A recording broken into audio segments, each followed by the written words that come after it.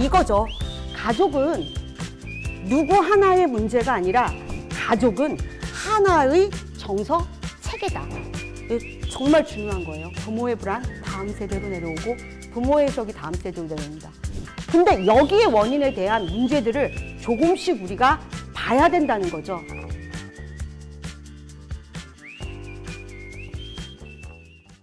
강의 시작해 보겠습니다. 오늘 강의는 아픔의 근원 그리고 회복의 안전기지 가족이라는 주제로 가보겠고요. 저는 그 중에서 두 권을 좀 이렇게 깊이 들어갈게요. 아무래도 토라지는 가족하고 때마침을 가지고 할 건데요. 이 두 개의 책을 깊게 들어가다 보면 연옥 선생님께서 앞에서 언급해 주신 책들이 어쩔 수 없이 같이 언급되고 그러면서 아, 이 책을 이렇게 보는구나 라는 것들이 여러분에게 잡힐 거라고 생각합니다. 예, 강의 시작해 볼게요. 아, 이 장면. 네, 토라지는 가족의 장면이지요. 예, 여러분 아시다시피 가족이 모두 함께 앉아서 식사를 하는 장면입니다. 아까 우리 연옥 선생님께서 한 사람의 탄생부터 이렇게 훑어나가시다가 나중에는 그 신흥반점 하면서 할머니 얘기를 끌어왔잖아요. 그러면서 이제 3대에 대한 얘기를 하셨어요. 그래서 가족. 근데 그 안에 이제 할머니까지. 그래서 3대가 모여 사는 가족의 흐름, 그리고 이 가족의 흐름 속에서의 어떠한 역사 내지는 그 세대 간의 할머니부터 또 현재 가족의 중심인 그 부모, 그리고 부모의 자식, 요렇게 이게 어떻게 순환이 되는가에 대해서 이렇게 설명을 해주셨는데 이 가족이 그렇죠. 일단 부부가 있고요. 거기에 할머니가 계시고 그리고 자식들이 있어요. 그래서 5명이 한 가족인 이런 그룹인데 이들이 이제 지금 그림으로 보면 너무너무 화기애애하게 그리고 전체적인 색감이 어때요? 너무너무 좋지 않아요? 예. 이 장면으로만 보면 너무너무 따뜻하고 아, 이 가족이 행복하구나. 이 가족은 정말 그렇게 서로의 마음을 나누면서 그리고 소통도 잘 될 것 같고 관계 맺음도 되게 편할 것 같고 이런 분위기예요. 근데 이제 반전이 있는 거죠. 이렇게 밥을 먹었습니다. 먹다가 느닷없이 제일 먼저 누가 일어나요? 아버지가 일어나요? 아빠가 토라졌어요. 그리고 나서 엄마가 토라집니다. 그리고 나서 할머니가 토라져서 또 나가요. 그리고 이제 순서대로 쭉쭉쭉쭉 나가는데 요 가족이 토라져서 나가는 요 상황을 문제 상황이라고 저는 보는 거죠. 자, 문제 상황. 문제 상황이라는 건 그냥이 아닙니다. 어떤 상황이냐면 갈등이 일어나는 상황이죠. 이렇게 갈등이 일어날 때 누구로부터 일어났는지는 잘 몰라요. 그렇지만 갈등이 일어났을 때 이 전체를 다 아울러서 함께 보는 요게 바로 누구냐면 머레이 보웬이라는 학자가 뭐라고 얘기하죠? 가족은 하나의 정서 체계다. 그래서 한 사람의 문제가 아니라는 거죠. 가족은 한 사람의 문제로부터 파급된 이것이 전염이 돼서 전체가 다 같이 움직여지는 거예요. 그러니까 가족 정서 체계로 보면 이 정서 체계의 불안이 같이 뜨는 거죠. 그러니까 누구의 불안이랄 게 없이 어디서부터 시작된 불안이랄 것도 없이 이렇게 아까 왜 때문에라는 책, 나 때문에라는 책 보셨죠? 고양이 눈에 가득 찬 그 아이들 둘, 그들의 눈망울. 그런데 그들의 눈망울에 눈물이 기어코 터집니다. 이유는 간단하죠. 시작은 원래 두 부부의 싸움이잖아요. 그 두 부부의 싸움 때문에 화다닥 놀란 고양이가 튀고 그 바람에 어항이 깨지고 뭐 이런 일련의 이거죠.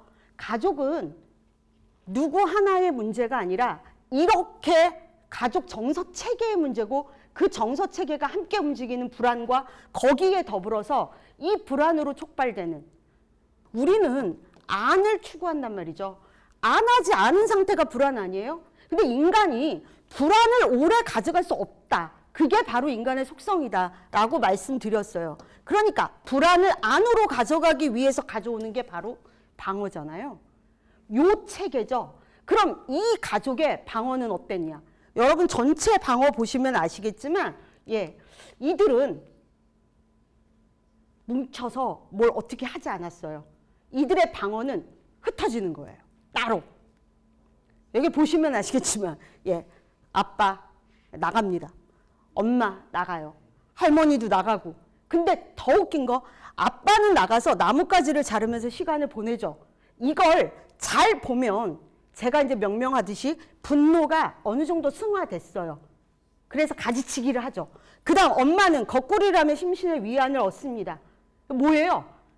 분노의 조절이에요. 자기 나름. 그리고 할머니는 조용히 분수를 보면서 감정선을 자기 나름 읽어요. 분노를 억압하는 거죠. 좋아요. 근데 더 중요한 거 아이들이 어떠냐? 이 누나는 나가서 숲속 꽃에 숨어서 감정을 누릅니다. 이렇게 보면 이건 분노의 회피고요. 이 좀 가슴이 이 아래로부터 이렇게 내려가면 아픈 게 형은 어때요? 물가를 가죠. 그리고 거기서 이제 물수제비를 뜨는데 이게 물수제비를 뜬다라는 개념으로 보일 수도 있지만 어떻게 보면 분노가 밖으로 나오는 거예요. 외연화. 근데 분노를 던져서 외연화시켜서 이거를 잘 수습하면 되는데 여기서 이 선을 적정선을 넘으면 어떻게 될까? 이거가 이제 문제가 되는 거죠. 그리고 마지막 여러분 이 막내는 고양이와 새들을 쫓아다니면서 막 어쩌지를 못하잖아요. 이게 더 나아가서 여러분 요즘 나오는 ADHD라고 들어보셨어요? 이 ADHD가 뭐예요? A가 attention이잖아요. 주의력이 결핍이 되는 상황. 그리고 과잉 행동 장애가 오는 거예요. 이것도 사실은 내가 어쩌지 못하고 어떻게 되는 거죠? 내 안에서 나도 모르게 나오는 감정들. 이 어린애가 부모의 분노와 부모의 어떠한 행동들 때문에 이렇게 되는 상황. 여기까지 가는 거죠. 그러니까 따로는 따로인데 이 따로가 이렇게 됐다는 거에 대해서 좀 가슴이 아픈데 어쨌든 이 따로 그 다음 이 가족은 따로 흩어졌다가 어느 순간 다시 모입니다. 또 같이 모여서 저렇게 만찬을 즐겨요. 아무렇지도 않게. 우리 다 이렇게 살았어요. 밥상에서 뭔 일 났다가 각자 흩어졌다가 저녁에 아무렇지도 않은 듯 모여서 저렇게 밥을 먹으면서 그러면서 하루하루 그렇게 그래서 우리 따로 똑같이 따로 또 이걸 반복했다는 거. 근데 문제는 이 따로 똑같이가 가능하게 된 원인이 사실은 있거든요. 근데 여기에 원인에 대한 문제들을 조금씩 우리가 봐야 된다는 거죠. 자, 어른들. 이 어른들은 이렇게 했어요. 좋아요.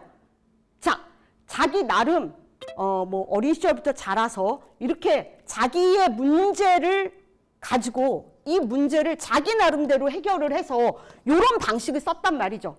근데 어른들은 이랬다 쳐도 지금 이걸 바라보는 아이들, 저는 너무 가슴이 아픈 거예요. 이들이.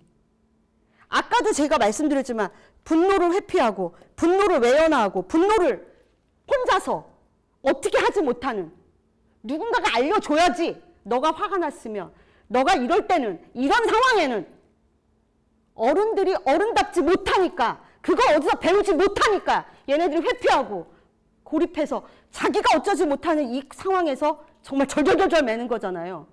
이거를 얘네들이 그대로 성장해서 그대로 이렇게 가겠지. 이걸 뭐라 그러는지 아세요? 섭취. 아이들은 취사 선택 못해요. 아, 이거 맛있나? 이거 내 몸에 좋나? 이거 먹으면 잘못되는 거 아닌가? 나 이건 버려야지. 이렇게 생각하나요? 그게 아니라는 거죠. 아이들은 무방비 상태로 이게 다 들어와요. 그러면 내 안에 다 들어온 이걸 가지고 섭취를 했어.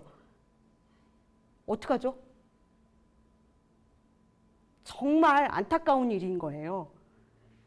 이 아이들이 부모의 문제 해결력과 이런 것들을 섭취했을 때 오는 엄청난 문제점들을 여러분들이 돌아본다면 여러분들이 나의 감정 반사적인 이런 행동들, 사고와 감정 구분 못하고 내 생각 남의 생각 구분 못하고 움직이면서 하는 이 모든 것들에 대해서 이거 좀 돌아봐야 되겠다라는 생각들 해보셔야 되는 거죠.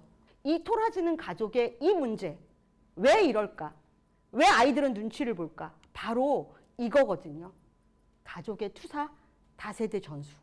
가족들이 자신의 문제나 갈등으로 불안이 오면 이 불안을 다른 가족 구성원에게 전가시키는 것. 이게 가족 투사예요. 예를 들어 볼까요? 여러분, 남자와 여자가 결혼을 해요. 근데 이 여자가 예를 들어서 자기 안에 충분한 나 자신에 대한 존귀하다 할 때 이 자존감이 없으면, 내가 자존감이 떨어지면 이 낮은 자존감으로 이 남자와 만나서 결혼 생활을 할 때 어떻다고요? 너 나 그냥 나로 봐줘 라고 말도 못합니다. 나 김영아야, 그냥 김영아로 봐달라고가 안 되는 겁니다. 자존감이 떨어지니까. 그러니까 어떻게 해요? 어떻게든지. 그래서 이제 소위 화장빨 또 뭐 조명빨 뭐 이걸로 막, 그러니까 제가 우스개로 얘기하자면 페르조나 엄청 쓰죠. 근데 남편한테조차 페르조나를 쓰면서 사는 동안 외부는 어떻겠어요? 이렇게 사는 얘기들이 나왔던 드라마가 스카이캐슬이잖아요. 나의 이전의 삶을 모두 다 숨기고 친정과의 관계도 다 끊고, 그쵸? 예, 이렇게 살아요. 그러면 결국 남들한테 나는 지금 현재 here and now 괜찮은 나로만 보여주는 거잖아요. 그러면서 괜찮은 나, 이 나를 너가 받쳐줘야 되는 거야 라고 하면서 얘한테 어떻죠? 강요를 하겠죠. 엄마가 이전에 국밥집 딸이든, 엄마가 이전에 정말 찌질이 가난 이것 때문에 내몰렸던 그런 딸이든 상관없어. here and now 나는 괜찮은 의사 마누라야. 그러니 의사 마누라인 나를 공고히 해줄게. 바로 너야. 이렇게 되는 거잖아요. 많이 힘든 작업이죠. 이게 바로 투사예요. 나의 부족함을 너가 뭐 해달라고? 보상해달라고.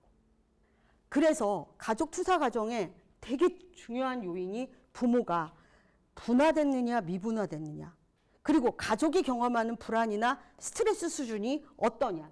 이것이 아까 말씀드린 대로 가족의 정석 체계로 함께 움직이니까 이것들을 같이 쓰다듬어서 봐야 될 필요가 있다는 얘기죠. 아까 고함쟁이 엄마 얘기했잖아요. 고함쟁이 엄마부터 시작해서 엄마 마중부터 시작해서 쭉 가족에 대한 얘기를 우리가 이렇게 훑어왔어요. 결국은요, 여러분, 가족은 정서체계로 묶여있고, 그리고 이 모든 것은 세대를 거쳐서 내려온다라는 거. 이거는 변함없습니다. 특히 어떻게? 위에서부터 내려와요. 위에서부터. 자, 그럼 한번 볼까요? 부모의 불안이 다음 세대로 내려온다. 다시 해볼게요. 부모의 불안이 아이들에게 내려온다. 부모의 해석이 다음 세대로 내려온다. 부모의 해석이 아이에게로 내려온다. 정말 중요한 거예요. 부모의 불안 다음 세대로 내려오고 부모의 해석이 다음 세대로 내려옵니다. 더 나아가서 부모가 문제를 만날 때, 갈등 상황을 만날 때 과연 내 불안을 어떻게 처리하면서 방어를 하는가. 이 방어 유형도 다음 세대로 내려옵니다. 그래서 자식이 부모를 섭취한 대로 그대로. 그래서 우리가 함부로 살 일이 아닌 거예요. 다음 네 번째, 부모의 문제 해결 방식이 다음 세대로 내려오겠죠. 원래 위에서 내려와요. 다시 한번 얘기합니다. 사랑도 위에서, 이해도 위에서, 용서도 위에서, 모든 거 다 위에서 내려오는데 미안하지만 마지막 4번, 5번 뭐라고요? 유일하게 아래 세대에서 위로 올라가는 때가 있어요.